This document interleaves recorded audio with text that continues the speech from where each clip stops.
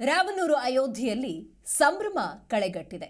ನಾಳೆ ಶ್ರೀರಾಮ ಮಂದಿರ ಉದ್ಘಾಟನಾ ಕಾರ್ಯಕ್ರಮ ಇದೆ. ರಾಮಲಲ್ಲ ಮೂರ್ತಿಗೆ ಪ್ರಾಣ ಪ್ರತಿಷ್ಠಾಪನೆ ನಡೆಯಲಿದೆ. ನಾಳೆ ಅಯೋಧ್ಯೆಯಲ್ಲಿ ಶ್ರೀರಾಮನಿಗೆ ಪ್ರಾಣ ಪ್ರತಿಷ್ಠಾಪನಾ ಕಾರ್ಯಕ್ರಮ ಇರುವುದರಿಂದಾಗಿ ಹಲವಾರು ಗಣ್ಯರಿಗೆ ಆಹ್ವಾನವನ್ನು ನೀಡಲಾಗಿದೆ. ಪ್ರಧಾನಿ ನರೇಂದ್ರ ಮೋದಿ ನೇತೃತ್ವದಲ್ಲಿ ಪೂಜಾ ಕೈಂಕರ್ಯಗಳು ನಡೆಯಲಿದೆ.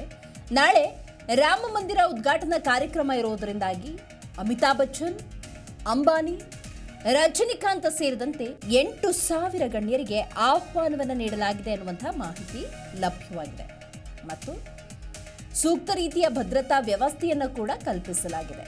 ಈಗಾಗಲೇ ಪ್ರಾಣ ಪ್ರತಿಷ್ಠಾಪನೆಯ ಆರಂಭಿಕ ವಿಧಿವಿಧಾನ ಪ್ರಕ್ರಿಯೆಗಳು ಮೊನ್ನೆಯಿಂದಲೇ ಆರಂಭ ಆಗಿದೆ. ನಾಳೆ ಪೂರ್ಣ ಪ್ರಮಾಣದ ಪ್ರಾಣ ಪ್ರತಿಷ್ಠಾಪನಾ ಕಾರ್ಯಕ್ರಮ ಇರೋದರಿಂದಾಗಿ ಎಲ್ಲ ರೀತಿಯ ಪೂಜಾ ಕೈಂಕರ್ಯಗಳು ನಡೆಯಲಿದ್ದಾವೆ.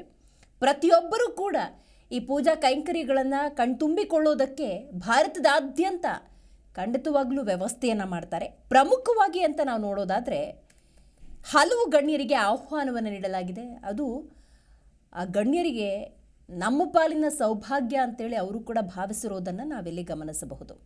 ಈಗಾಗಲೇ ಹೇಳಿದಂತೆ ಅಯೋಧ್ಯೆಯಲ್ಲಿ ರಾಮಲಲ್ಲ ಪ್ರಾಣ ಪ್ರತಿಷ್ಠಾಪನಾ ಕಾರ್ಯಕ್ರಮ ಇರುವುದರಿಂದಾಗಿ